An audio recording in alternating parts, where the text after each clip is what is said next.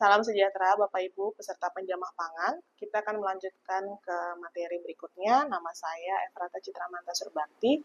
Saya akan membawakan materi mengenai pembersihan dan sanitasi peralatan.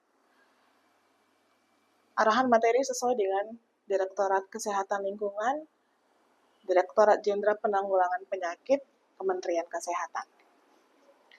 Submateri yang akan kita bawakan pada topik kali ini adalah yang pertama, bahan pembersih dan sanitasi, kemudian tahapan-tahapan pembersihan dan sanitasi peralatan, yang ketiga penyimpanan peralatan, dan pembersihan area permukaan kerja.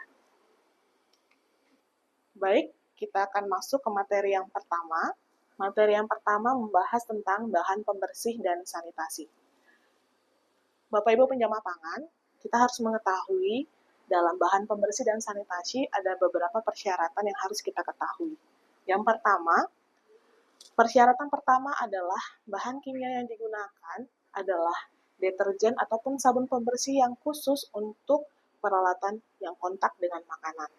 Di mana jika tidak sesuai, maka penjamah pangan harus menginformasikannya kepada pengelola. Yang kedua, penjamah pangan harus memastikan bahan kimia yang digunakan, deterjen itu adalah sesuai dengan standar food grade ataupun tara pangan.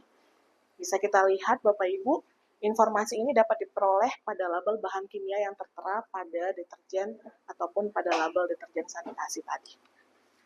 Kemudian persyaratan selanjutnya, jika bahan kimia tidak memiliki label yang mudah dibaca atau tidak terdapat label identifikasi sama sekali, maka kita Bapak Ibu penjamah pangan harus langsung menginformasikan hal tersebut kepada pengelola atau penanggung jawab area. Kemudian persyaratan selanjutnya yang keempat adalah penjamah pangan harus menggunakan bahan kimia sesuai dengan instruksi pabrikan. Jika label instruksi tidak ada, maka penjamah wajib menanyakan hal tersebut kepada pengelola. Jika instruksi dalam bahasa yang tidak dimengerti, maka penjamah pangan meminta pengelola untuk memberikan pelatihan dalam hal penggunaan bahan kimia tersebut. Persyaratan lanjutan, penjamah pangan harus memastikan dosis takaran bahan kimia sesuai dengan instruksi pabrik. Kemudian yang ketujuh, penjamah pangan harus memastikan penyimpanan bahan kimia sudah pada tempatnya, di mana penyimpanan bahan kimia harus pada area tertentu dengan tempat dan akses yang terbatas untuk menghindari penggunaan yang salah ataupun digunakan oleh pihak-pihak yang tidak bertanggung jawab yang dapat mencemari pangan. Yang kedelapan, penjamah pangan harus melaporkan kepada pengelola atau penanggung jawab area jika ditemukan ketidaksesuaian pada saat penggunaan bahan kimia tersebut. Jadi Bapak Ibu, di sini boleh dilihat adalah tahapan-tahapan pembersihan dalam sanitasi. Terdiri dari 5 tahapan. Yang pertama adalah scraping, kemudian soaking dan washing, yang ketiga rinsing, yang keempat sanitizing, dan yang kelima drying. Bapak Ibu penjamah pangan, tujuan pembersihan dan sanitasi adalah yang pertama untuk mencegah terjadinya kontaminasi silang, kemudian menurunkan resiko keracunan pangan, menjaga mutu dan keamanan makanan, dan memenuhi persyaratan higien sanitasi pada makanan. Caranya adalah dengan membuang sisa makanan kasar ataupun kotoran primer dengan menggunakan sikat kering, spatula, atau pisau tanpa air untuk menghindari percikan, di mana lakukan segera setelah penggunaan agar lemak tidak mengeras pada bahan ataupun alat makan. Tahapan yang kedua adalah soaking dan washing. Soaking itu adalah perendaman. Perendaman dilakukan dengan air hangat pada suhu 40-60 derajat Celcius dengan menggunakan larutan deterjen selama 10-20 menit. Tujuannya adalah untuk melunakkan residu protein, lemak, dan karbohidrat. Menggunakan deterjen harus menggunakan deterjen sesuai dengan food grade agar aman untuk pangan. Peralatan direndam dalam air biasanya menggunakan air hangat dan deterjen dengan tujuan untuk melunakkan kotoran yang menempel dan memudahkan pencucian. Waktu perendaman disesuaikan dengan tingkat kekotoran. Bapak Ibu penjamah pangan bisa diperhatikan pada waktu perendaman tidak bisa terlalu lama karena bisa jadi akan menjadi tempat berkembangnya mikroba. Kemudian tahapan selanjutnya adalah rinsing, tahapan pembilasan. Caranya adalah dengan membilas dengan air mengalir, bisa dibilas minimal 2 kali hingga busa deterjen hilang. Menggunakan air panas ataupun air dalam suhu standar untuk efektivitas dan pastikan tidak ada sabun yang mempengaruhi rasa makanan.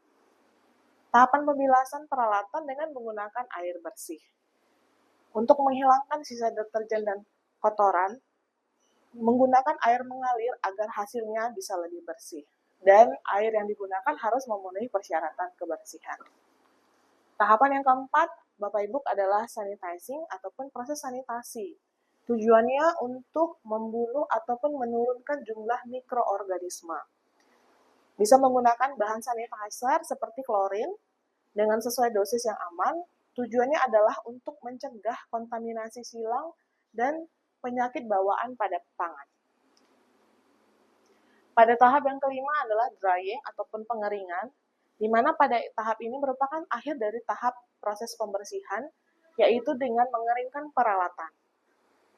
Peralatan dikeringkan sebaiknya secara alami dengan proses air drying, bukan dilakukan dengan lap dengan kain. Tujuannya adalah untuk mencegah terjadinya kontaminasi pembawa dari kain lap yang digunakan.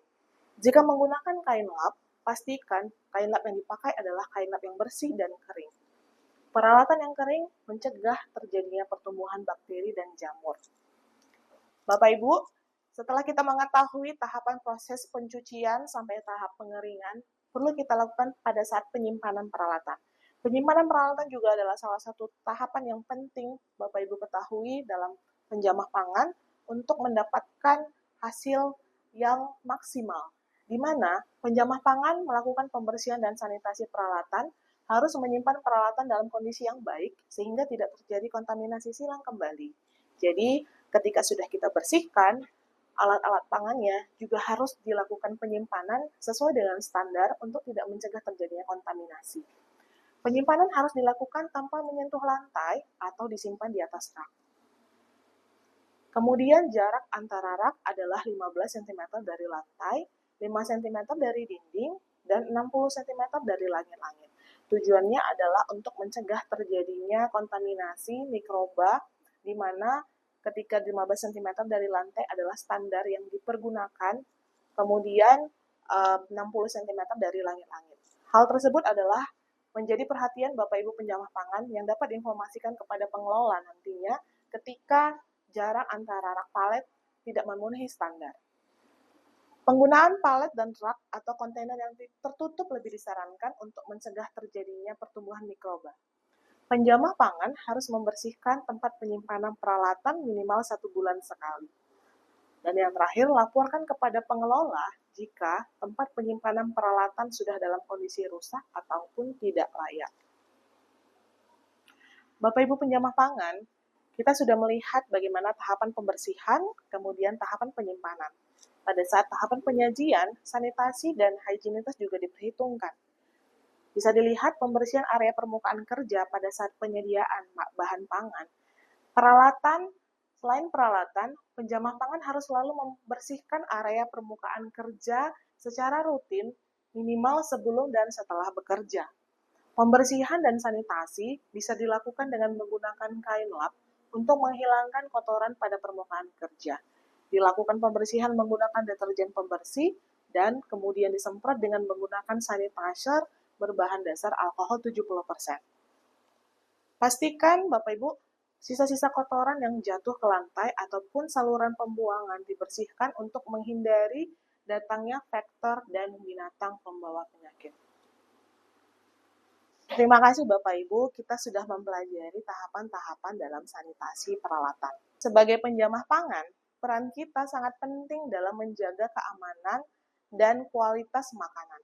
Setiap langkah kecil yang kita lakukan dengan benar, kita awali dengan kebersihan diri, peralatan, hingga lingkungan kerja akan berdampak besar bagi kesehatan dan konsumen kita. Mari kita bekerja dengan penuh tanggung jawab, disiplin, dan kesadaran. Karena makanan yang aman adalah hasil dari kerja yang baik dan hati yang peduli. Terima kasih Bapak Ibu, sesi materi kita sudah selesai, akan kita lanjutkan sesi materi berikutnya.